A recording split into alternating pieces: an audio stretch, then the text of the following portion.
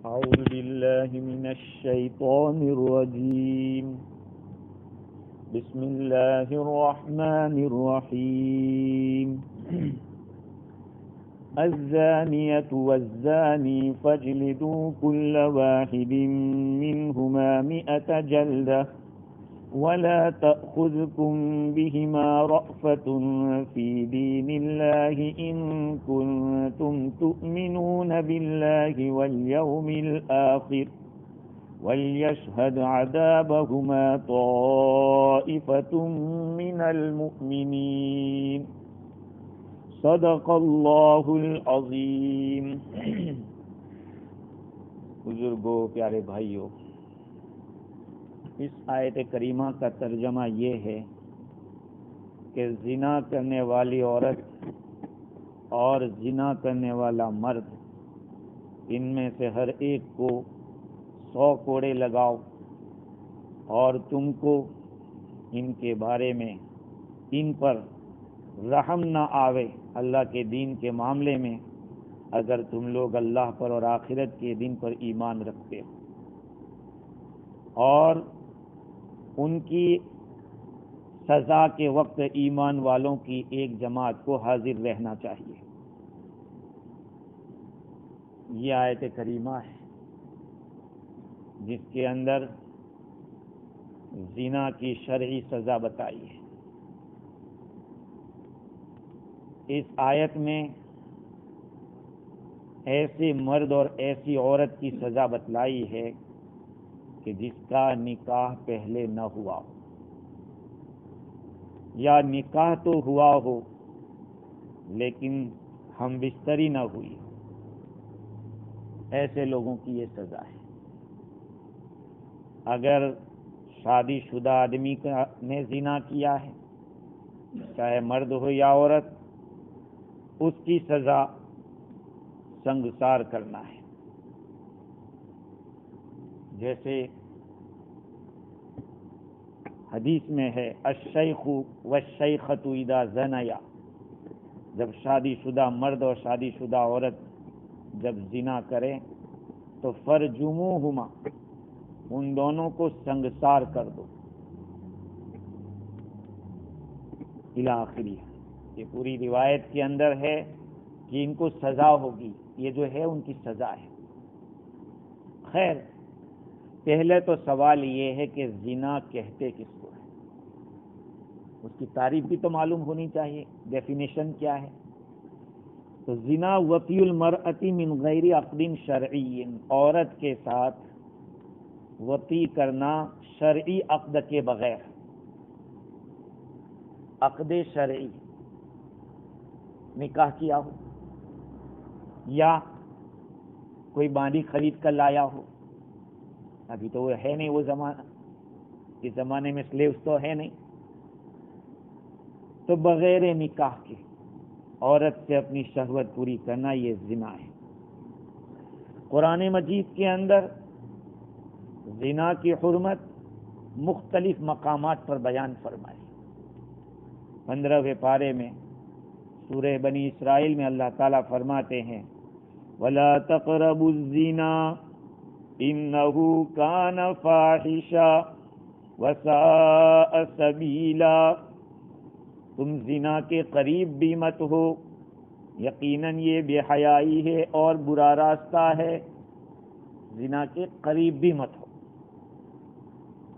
دوسری جگہ پہ 19ویں پارے میں اللہ تعالیٰ نے سورہ فرقان کے اندر بیان کیا کہ رحمان کے بندے تو وہ ہیں جو شرک نہیں کرتے، کسی کا قتل نہیں کرتے اور زنا نہیں کرتے. والذین لا يدعون مع اللہ الہا آخر ولا يقتلون النفس التي حرم اللہ الا بالحق ولا يزنون وَمَن يَفْعَلْ ذَلِكَ يَلْقَ أَثَامًا. اور وہ لوگ جو اللہ کے ساتھ دوسرا، اور رحمان کے بندے وہ ہیں جو اللہ تعالیٰ کے ساتھ دوسرا معبود نہیں پکارتے اور اس جان کو قتل نہیں کرتے جو اللہ تعالیٰ نے حرام کی ہے مگر حق کے ساتھ، اور زنا نہیں کرتے. دیکھو اس آیت کریمہ کے اندر اللہ تعالیٰ نے شرک اور قتل ان دونوں کے ساتھ زنا کو بیان کیا. کتنی گھناؤنی حرکت ہوگی. آپ سوچئے کہ زنا کرنا کتنا بڑا گناہ ہے.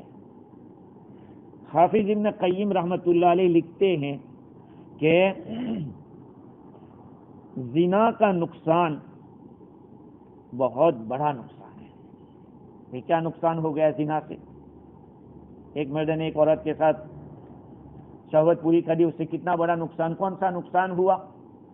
کا نقصان یہ ہے کہ عالم کا جو نظام ہے، دنیا کا نظام، وہ نسب کی حفاظت کے ساتھ ہے.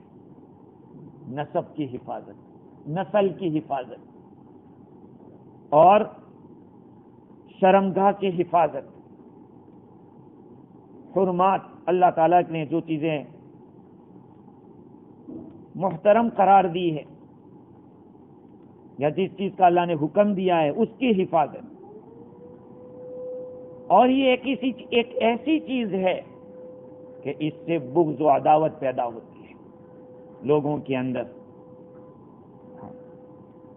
امام احمد بن حنبل رحمۃ اللہ علیہ فرماتے ہیں کہ کسی کا مرڈر کے بعد اگر کوئی سب سے بڑا گناہ ہے تو وہ زنا ہے. بلکہ میں نے امام احمد بن حنبل رحمۃ اللہ فرماتے ہیں کہ میں نہیں جانتا کہ قتل کے بعد زنا سے بڑا کوئی گناہ ہو. کبیرہ گناہ ہے زنا. اور اللہ تعالیٰ نے اس کو شرک کے ساتھ اور مرڈر کے ساتھ بیان کیا. عذاب کے اندر بہت سخت وعید آئی کہ اس کا بہت بڑا عذاب ہے. حضور اکرم صلی اللہ علیہ وسلم کا ارشاد ہے کہ ما من ذنب بعد الشرک اعظم عند اللہ من نطفۃ وضعها رجل فی رحم لا یحل له. شرک کے بعد کوئی بڑا گناہ اللہ کے نزدیک اس سے زیادہ بڑا نہیں ہے کہ آدمی اپنے اسپم کو ایسی جگہ ڈالے جو اس کے لیے حلال نہیں ہے. اور زنا ایک میرے بھائیو ایک ایسی گناؤنی حرکت ہے کہ اس کو جانور بھی برداشت نہیں کرتا. اپنے جانور میں زنا کیسے ہوگا؟ ان میں تو کہاں نکاح ہوتا ہے. لیکن اگر جانوروں میں بھی ایک دوسرے کا جب جوڑا بن جاتا ہے تو اس کا جوڑا اگر کسی اور کے ساتھ جاتا ہے تو اس کو بھی برداشت نہیں کرتا. چنانچہ بخاری شریف میں ایک روایت ہے کہ حضرت عمرو بن میمون فرماتے ہیں کہ میں نے جاہلیت کے اندر دیکھا کہ کچھ بندر جمع ہوئے تھے، ایک جگہ پہ بندر جمع ہوئے تھے. تو ان میں سے ایک بندر نے، جو بندرنی تھی، اس نے زنا کیا تھا تو اس کو رجم کر دیا گیا، سنسار کیا گیا. یہ تو روایت ہے. اس کا قصہ کیا علامہ عینی لکھتے ہیں اس کی شرح کے اندر. اسماعیلی نے اس قصے کو تفصیل کے ساتھ اس طرح بیان کیا کہ عمرو بن میمون فرماتے ہیں کہ میں یمن میں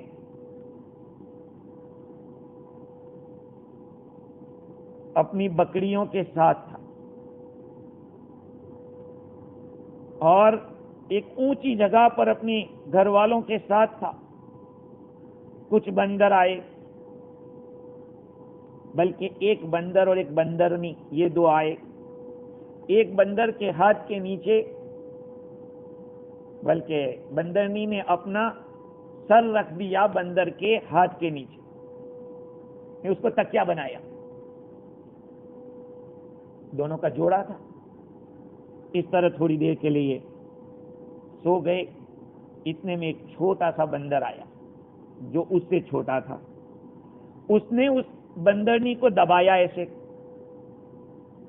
اشارہ کیا اور اشارہ کر کے لے گیا.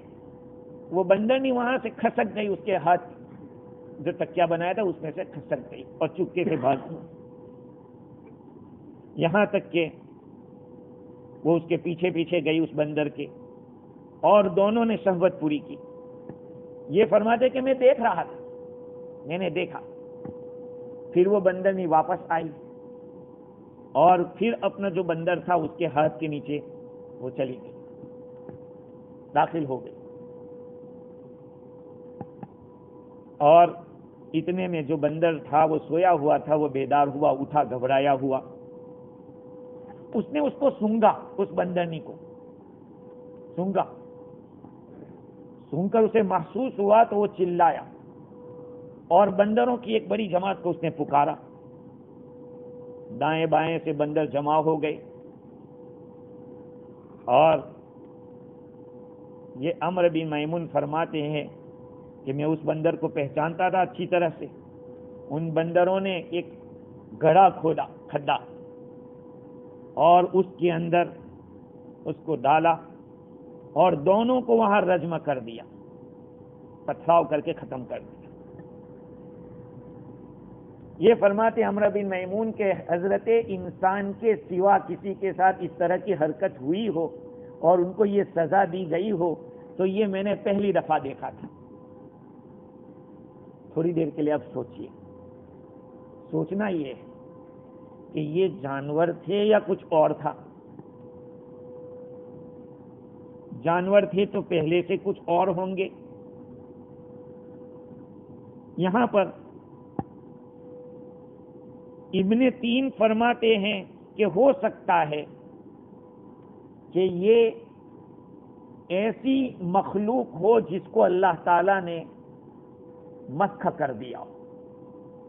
مسخ کا مطلب ان کو چینج کر دیا ہو سکتا ہے، لیکن علماء یہ فرماتے ہیں کہ جس کو مسخ کیا جاتا ہے وہ 3 دن سے زیادہ نہیں رکتے، ختم ہو جاتی ہے ان کی نسل۔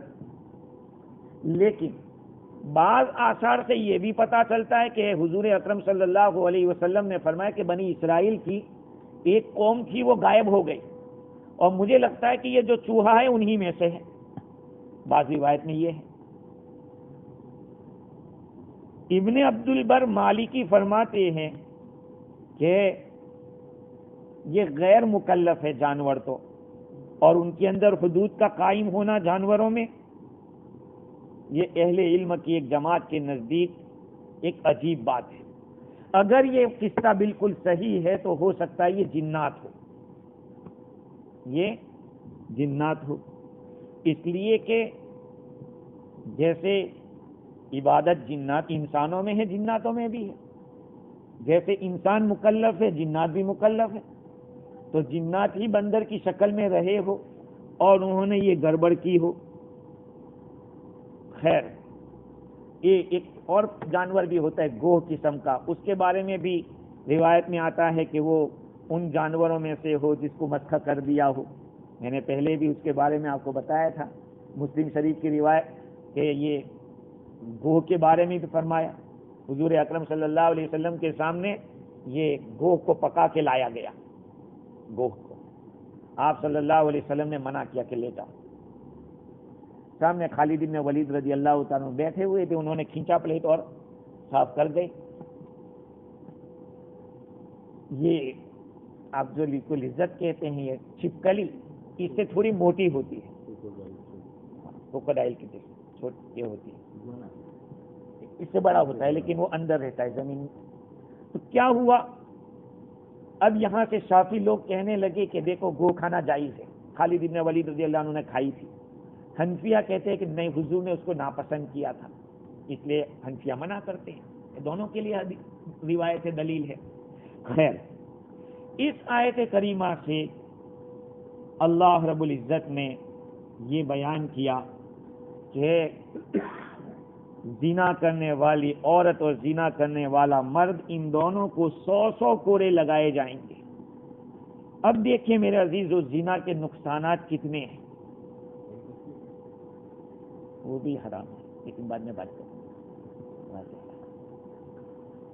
اگر کسی آدمی کو یہ اندیشہ ہو کہ وہ زنا میں پڑ جائے گا تو پھر اس کے لیے اجازت ہے کہ اپنے ہاتھ سے وہ پانی نکال لے، اگر اندیشہ ہے کہ زنا میں پڑ جائے گا تو۔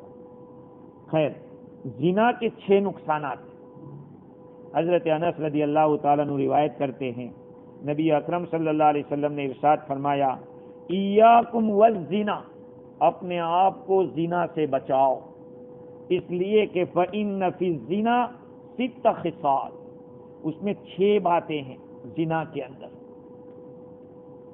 ثلاث فی الدنیا و ثلاث فی الآخرہ، 3 چیزیں دنیا میں اور 3 چیزیں آخرت میں۔ اما اللواتی فی الدنیا فذہاب نور الوجہ، زنا کرنے والے کے چہرے سے نور ختم ہو جاتا ہے، بے نور چہرہ ہو جاتا ہے، رونق ختم ہو جاتی ہے، ایک بات۔ دوسری بات ہے انقطاع الرزق، روزی منقطع ہو جاتی ہے۔ ہاں، مالیہ جیسا مالیہ جو پلینوں کا مالک تھا، ان چکروں میں پڑا تو انڈیا چھوڑ کے بھاگنا پڑا۔ بڑے بڑے مالدار جب اس کام میں گئے، زنا میں، خلاص ہو گئے۔ وسرعۃ الفنا، اور تیسری چیز یہ ہے کہ وہ آدمی فنا بہت جلدی ہو جاتا ہے۔ یہ 3 چیزیں، چہرے کی رونق کا ختم ہو جانا ایک، دوسری چیز ہے رزق کا منقطع ہو جانا، آدمی کھانے کے پھافے پڑ جاتے ہیں، اور تیسری چیز ہے آدمی جلدی فنا ہو جاتا ہے۔ یہ تو دنیا میں، اور آخرت میں اما اللواتی فی الآخرہ فغضب الرب، اللہ تعالیٰ کی ناراضگی، وسوء حساب، اور سخت طریقے کا حساب ہوگا، والخلود فی النار الا ان یشاء اللہ، اور ہمیشہ کی جہنم مگر یہ کہ اللہ معاف کر دے، اللہ معاف کر دے۔ خلاصہ کلام یہ ہے کہ زنا ایک گھناؤنی حرکت ہے۔ شریعت کے اندر جو کام ایسے ہیں جن کی سزا شریعت نے خود بتلائی ہے، جس کو حدود کہا جاتا ہے۔ دیکھو قرآن کریم نے اور احادیث متواترہ نے کل 4 جرائم کی سزا خود بتلائی، اور اس کا طریقہ بھی متعین کیا ہے۔ 4 گناہ ایسے ہیں، کسی قاضی کو یا کسی امیر کو یا بادشاہ کو نہیں کہا کہ تو اپنے طور پہ کر لینا، سزا دے دینا، نہیں، اللہ تعالیٰ نے خود بتلائی، حضور صلی اللہ علیہ وسلم نے اس کو کر کے بتایا۔ باقی کی سزا ہے تو اس کے لیے امام وقت کو یا قاضی کو اجازت دی کہ تو اپنے طور پہ سزا دے دے۔ ان میں سے ایک ہے سرقہ، چوری کر۔ اگر آدمی 32 گرام چاندی کی قیمت یا اس سے زیادہ کی چوری کرتا ہے، 10 درہم، تو پھر اس کا ہاتھ کاٹا جاتا ہے۔ لیکن چوری کی بھی ایک ڈیفینیشن ہے کہ چوری کہیں گے کس کو؟ اگر آدمی اپنے ہی گھر سے کوئی چیز لے رہا ہے تو اس کو چوری نہیں کہیں گے۔ بیوی اپنے شوہر کی چیز لے رہی ہے تو اس کو چوری تو کہلائے گی، لیکن یہ سزا نہیں ہوگی اس کے لیے، سمجھے؟ دوسری چیز ہے حد قذف، تہمت لگانا کسی عورت کے اوپر یا مرد کے اوپر، خاص طور پہ عورت پر، والذین یرمون المحصنات، پاک دامن عورت کے اوپر جو آدمی تہمت لگاتا ہے زنا کی، تو اس کی سزا اسی صورت میں آ رہی ہے 2 آیتوں کے بعد، 80 کوڑے لگاؤ، یہ دوسری۔ اور تیسری ہے زنا، 100 کوڑے۔ اور چوتھی چیز ہے شراب نوشی، شراب پینا، اس شراب کی سزا بھی 80 کوڑے ہے۔ تو یہ سوچیے آپ کہ کتنی گھناؤنی حرکت ہے۔ زنا کا اخلاقاً برا ہونا، مذہباً گناہ ہونا، معاشرتی حیثیت سے معیوب اور قابل اعتراض ہونا، ایک ایسی چیز ہے یہ کہ قدیم زمانے سے آج تک تمام انسانی معاشرت متفق ہے، سارے مذہب میں اس کو برا کہا گیا ہے۔ ایڈلٹری کو سب نے غلط کہا ہے، لیکن بات یاد رکھنا فرق کہاں ہے؟ دوسرے مذہب کے اندر کسی کی بیوی کے ساتھ کرنے کو برا سمجھا گیا ہے، لیکن اسلام نے یہ نہیں کہا۔ اسلام کے اندر چاہے کسی کی بیوی ہو یا نہ ہو، یہ زنا ہے۔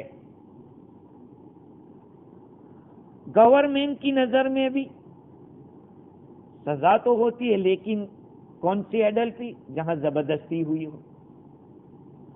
اگر رضامندی سے کیا ہے تو گورنمنٹ کوئی سزا نہیں دے گی، میاں بیوی ہو راضی تو کیا کرے قاضی، وہ یوں کہیں گے۔ لیکن اسلام نے کہا کہ نہیں، ہمارا حکم ٹوٹے گا تو پھر ہماری جو سزا ہے وہ نافذ ہوگی۔ زنا کے اندر بدترین زنا کون سا ہے؟ حضرت عبداللہ ابن مسعود رضی اللہ تعالیٰ عنہ فرماتے ہیں، میں نے نبی اکرم صلی اللہ علیہ وسلم سے پوچھا، ایُّ الذنب اعظم عند اللہ، اللہ تعالیٰ کے نزدیک سب سے بڑا گناہ کون سا ہے؟ آپ نے فرمایا کہ اللہ تعالیٰ کے ساتھ شرک کرنا، حالانکہ اس نے تجھ کو پیدا کیا۔ پھر میں نے کہا کہ وہ تو بہت بڑا ہے، پھر اس کے بعد کون سا؟ آپ نے فرمایا، ان تقتل ولدک تخاف ان تطعم معک یا ان یطعم معک، تو اپنے بچے کو اس ڈر سے قتل کر دے کہ وہ تیرے ساتھ کھانا کھائے گا تو فقیر ہو جائے گا، غریب ہو جائے گا، اس لیے اس کو مار رہا ہے، تو کھلاؤں گا کیسے اس کو؟ یہ دوسرا گناہ۔ پھر میں نے عرض کیا کہ اس کے بعد حضور؟ آپ نے فرمایا، ان تزانی حلیلۃ جاری، اپنے پڑوسی کی بیوی کے ساتھ زنا کرنا، یہ بہت بڑا گناہ۔ یہ بخاری شریف اور مسلم شریف دونوں کی حدیث ہے۔ سوال یہ ہے کہ بھائی پڑوسی سے کیوں، پڑوسی کے ساتھ اس طرح کرنا، پڑوسن کے ساتھ اتنا بڑا گناہ کیوں؟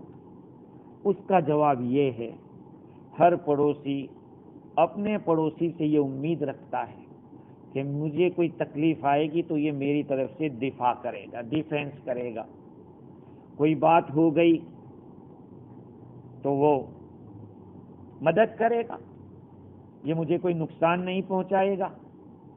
وہ مطمئن رہتا ہے کہ میرا پڑوسی بہت اچھا ہے، آدمی مطمئن رہتا ہے۔ اور اسلام نے اس کے ساتھ اکرام کرنے کا، پڑوسی چاہے غیر ہو یا اپنا ہو، احسان کا معاملہ کرنے کا حکم دیا ہے۔ جب یہ ان ساری چیزوں کے باوجود یہ اس کا مقابلہ زنا سے کرتا ہے، اس کی بیوی کے ساتھ زنا کر کے، تو یہ تو بہت زیادہ گھناؤنی حرکت ہے۔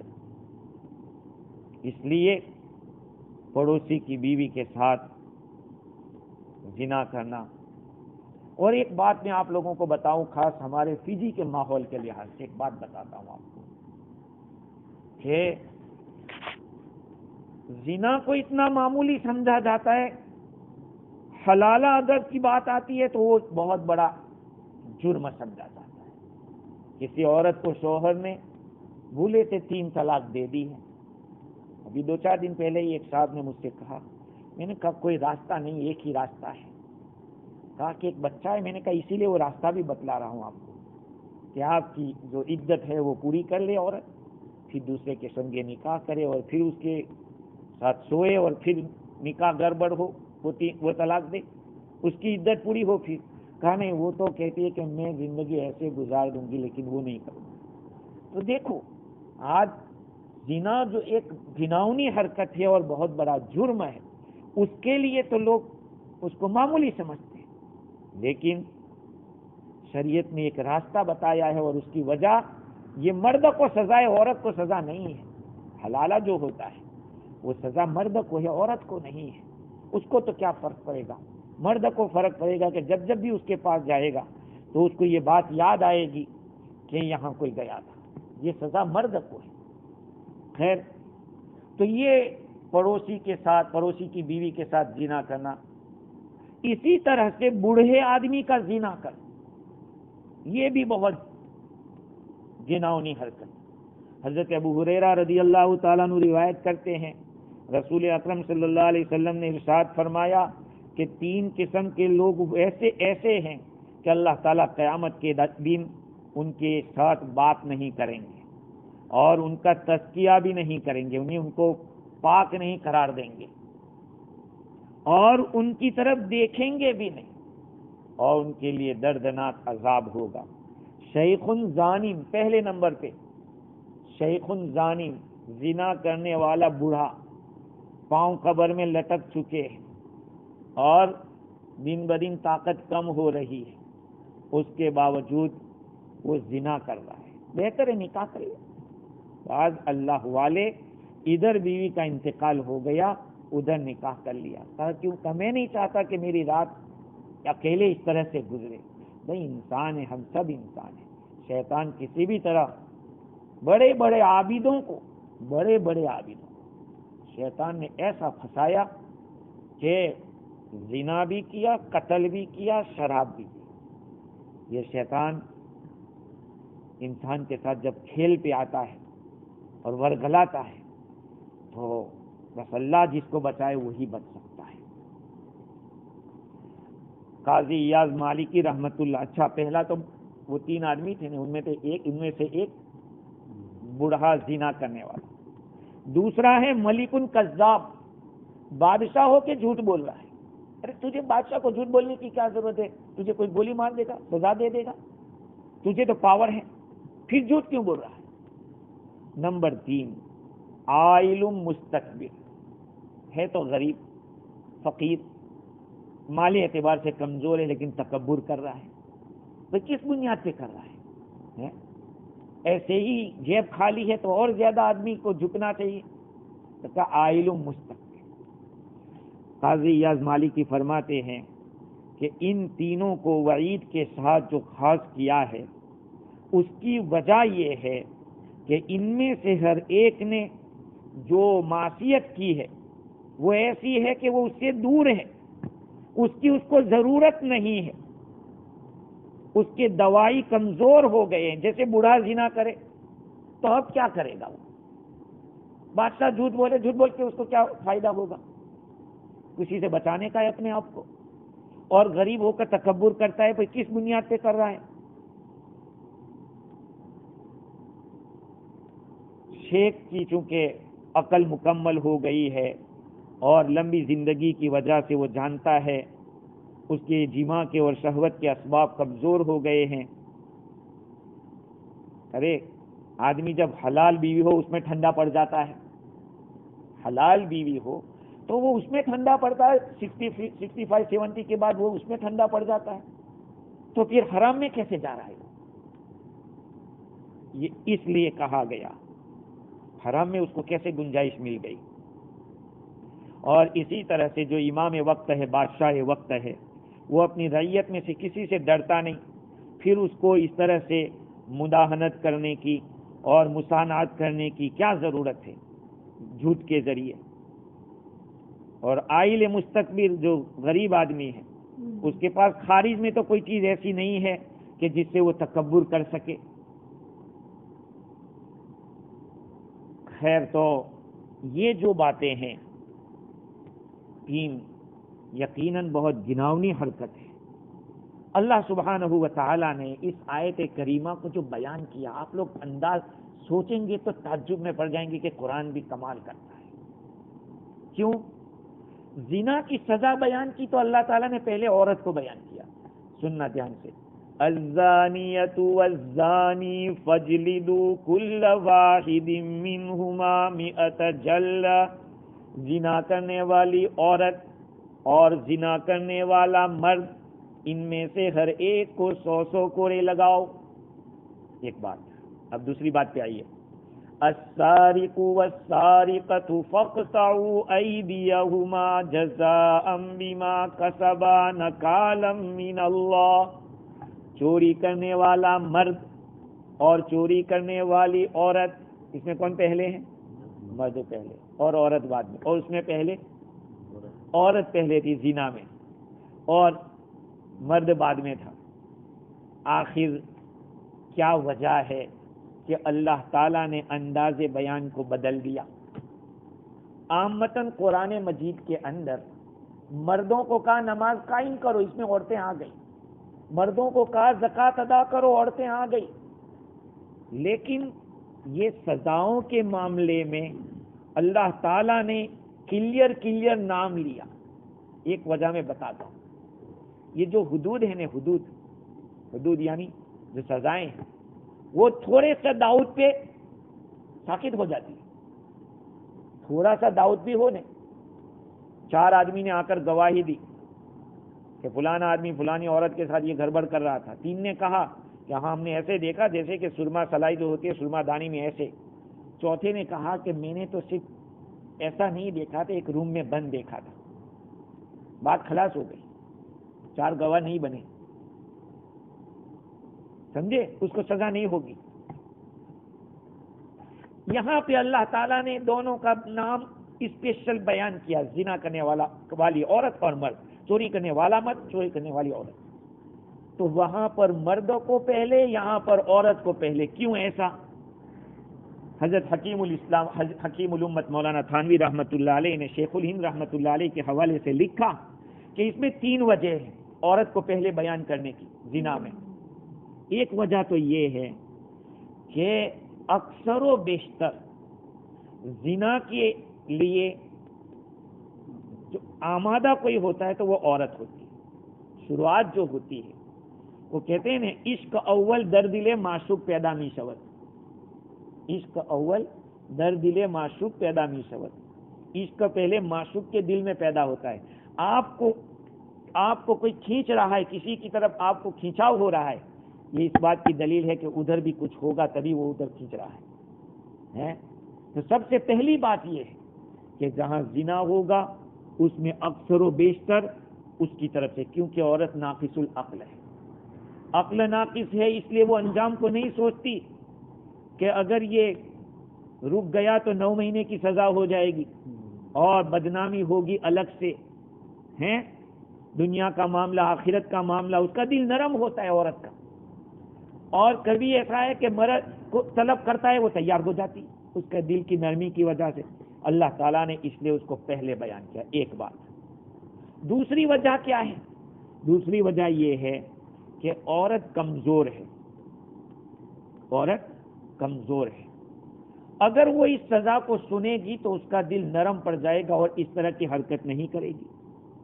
اور اللہ تعالیٰ نے پہلے عورت کو بیان کیا کیونکہ عورت کمزور ہے اور قابل رأفت ہے، اس پر رحم کیا جائے. آدمی کو ایسے ہی رحم آتا ہے. اسی لیے جو مرد عورتوں پہ ہاتھ اٹھاتے ہیں میں ان کو کہتا ہوں وہ مرد نہیں ہے. جو عورتوں پہ ہاتھ اٹھاتے ہیں وہ مرد نہیں ہے. بھائی اس پہ کیا ہاتھ اٹھانے کا، وہ تو ایسے ہی نرم ہے، وہ تو ہاتھ کے اشارے سے چلنی چاہیے.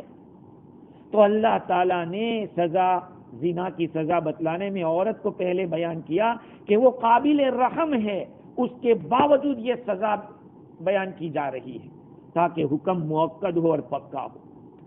اور تیسری وجہ یہ ہے کہ زنا عورتوں سے یہ بہت ہی زیادہ بڑا عیب ہے اور عار ہے. بھائی عورت میں شرم زیادہ ہوتی ہے، عورت میں شرم زیادہ ہوتی ہے، اور شرم کے ہوتے بھی ہوئے وہ اس طرح کی بات کر رہی ہے تو یہ بڑی رسوائی کی اور اس کی بات ہے، فضیحت کی بات ہے. اچھا یہ تو بات ہو گئی، لیکن چوری کے معاملے میں کیا ہے؟ مرد اور عورت میں کمانے کی ذمہ داری مرد پر ہے. کمانے کی ذمہ داری مرد پر ہے. محنت کرنا اور محنت کر کر کما کر لانا، بیوی بچوں کا پیٹ پالنا، یہ مرد کی ذمہ داری ہے. اب اگر مرد محنت کر کے کما کر نہیں لاتا اور چوری کرتا ہے تو یہ تو بڑی بزدلی کی بات ہے. اور دوسری بات یہ ہے کہ چوری کرنے کے لیے ہمت چاہیے. چوری کرنے کے لیے کیا چاہیے؟ ہمت چاہیے. بغیر ہمت کے کوئی تھوڑی چوری کرے گا، اور یہ مرد سے زیادہ ہوتا ہے. اس لیے کہا والسارق والسارقۃ، چوری کرنے والا مرد اور چوری کرنے والی عورت. اللہ تعالیٰ نے مرد کے اندر کمائی کی اور کسب کی طاقت رکھی ہے، وہ اپنی ضروریات اپنے عمل سے حاصل کر سکتا ہے، اس کے مواقع وہ فراہم اللہ تعالیٰ نے دیے ہیں اس کو موقع، ان کو چھوڑ کر مفت کا مال حرام طریقے سے کر رہا ہے، یہ تو غیرت آنی چاہیے. ادھر عورت میں حیا اور عفت اللہ تعالیٰ نے فطری طور پر رکھی ہے، تو عفت اور حیا ہوتے ہوئے یہ گڑبڑ کر رہی ہے، یہ تو غیرت کے خلاف ہے. اس لیے اللہ تعالیٰ نے پہلے تو ذکر کیا زنا کرنے والی عورت کا، اور اس کے بعد ذکر کیا زنا کرنے والے مرد کا، اور وہاں پر چوری کے معاملے میں پہلے چوری کرنے والے مرد کا اور عورت کا تذکرہ کیا. بعض علماء نے یہ کہا ہے کہ زنا جو ہوتا ہے وہ صحبت کی جو شہوت ہے، آدمی کے اندر شہوت ابھرتی ہے، اس شہوت کے ابھرنے سے آدمی زنا کرتا ہے، اور یہ زنا اور یہ شہوت مرد کے مقابلے میں عورت کے اندر غالب ہوتی ہے. اس کو میں ایک مثال سے سمجھاؤں گا، اس کو چاہے ایک مثال ہی سمجھیے. بے حیائی کی بات نہیں ہے یہ. کیوں؟ جانوروں کے اندر آپ نے دیکھا ہوگا کہ ایک آدمی کی یہاں 25-30 بکریاں ہوتی ہیں اور صرف ایک بکرا ہوتا ہے، لیکن کسی کے پاس بکریاں ہی بکریاں اور کوئی بکرا نہ ہو، تو پھر جب اس کا وقت آتا ہے بکریوں کا تو اس کو لے جانا پڑتا ہے. گائے کے اندر بھی ایسا ہوتا ہے، بھینس کے اندر بھی ایسا ہوتا ہے، کیونکہ جانور جو فیمیل ہے اس کے اندر شہوت غالب آتی ہے، تو جب اس کا وقت آتا ہے تو ڈھونڈ کے لانا پڑتا ہے. سمجھے؟ تو چونکہ عورت میں زیادہ ہے شہوت، اس لیے اس کا تذکرہ پہلے کیا، الزانیۃ والزانی فاجلدوا کل واحد منہما 100 جلدہ. اچھا، یہ بات تو ہو گئی. کوڑا کیسا ہونا چاہیے؟ ان کو جو کوڑے لگیں گے یہ مت سوچنا کہ یہ جو ہینٹر ہوتا ہے، نہیں، چمڑے کا ہو تو ایسا کہ ہڈی تک پہنچ جائے، ایسا نہیں ہے. اسی لیے شریعت نے اس کا طریقہ بھی بتایا کہ اس کو سزا کس طرح سے دی جائے گی. حضرت ابو ہریرہ رضی اللہ تعالی عنہ روایت کرتے ہیں، زید بن خالد جوہنی یہ دونوں روایت کرتے ہیں کہ ایک دیہاتی حضور صلی اللہ علیہ وسلم کے پاس آئے اور عرض کیا کہ اللہ کے رسول، میں آپ کو اللہ کی قسم دے کر کہتا ہوں کہ آپ اللہ کی کتاب سے فیصلہ کیجئے میرے لیے. دوسرے نے کہا، وہ اس سے زیادہ سمجھدار تھا، کہا کہ بالکل ہمارے درمیان اللہ کی کتاب سے فیصلہ کیجئے اور ہمیں اجازت دیجئے بات کرنے کی. حضور صلی اللہ علیہ وسلم نے فرمایا کہ اچھا بتائیے کیا ہوا. ایک آدمی نے کہا کہ میرا بیٹا اس آدمی کے گھر مزدوری کرتا تھا، میرا بیٹا اس آدمی کے گھر مزدوری کرتا تھا، اور مزدوری کرتے کرتے اس کی بیوی کے ساتھ اس نے زنا کر لیا. جس کے یہاں کام کرتا تھا اس کی بیوی سے زنا کر لیا، اور مجھے یہ پتا چلا ہے کہ میرے بیٹے کو سنگسار کرنا پڑے گا، میرے بیٹے پر سنگسار ہے. تو میں نے اس کے مقابلے میں اس کو 100 بکریاں دے دی، ایک باندی دے دی ہے. تو اہل علم حضرات سے میں نے پوچھا تو انہوں نے مجھے بتایا کہ نہیں، میرے بیٹے کو تو 100 کوڑے لگائے جائیں گے اور 1 سال کے لیے اس کو جلا وطن کیا جائے گا، اور اس کی بیوی کو سنگسار کیا جائے گا. حضور اکرم صلی اللہ علیہ وسلم نے فرمایا کہ ضرور میں اللہ تعالیٰ کے فیصلے ہی سے، اللہ کی کتاب ہی کے ذریعے فیصلہ کروں گا. جو باندھی ہے وہ آپ کو واپس مل جائے گی، بکریاں جو 100 دی ہے وہ بھی آپ کو واپس مل جائے گی. البتہ آپ کے بیٹے کو 100 کوڑے لگائے جائیں گے اور 1 سال کے لیے اس کو جلا وطن کیا جائے گا. اور حضور صلی اللہ علیہ وسلم نے فرمایا کہ یا انیس جاؤ، اس آدمی کی بیوی کے پاس جا کے پوچھو، اگر وہ اعتراف کرتی ہے کہ ہاں اس نے یہ حرکت کی ہے اور اس سے ہوا ہے تو اس کو رجم کر دو، سنگسار کر دو. تو یہ حضرت انیس تشریف لے گئے، اس عورت نے اعتراف کیا، حضور اکرم صلی اللہ علیہ وسلم نے رجم کا حکم دیا اور اس عورت کو سنگسار کیا گیا. تو دیکھیے، زنا کرنے والا اگر غیر شادی شدہ ہے، چاہے مرد ہو چاہے عورت ہو، ان کو 100 کورے لگیں گے، اور اگر کوئی غلام ہے تو اس کو 100 کورے نہیں لگیں گے، اس کو 50 لگیں گے، کیونکہ وہ سزا آدھی ہو جاتی ہے۔ 5ویں سپارے میں اس کی تفسیر پہلے آ چکی ہے۔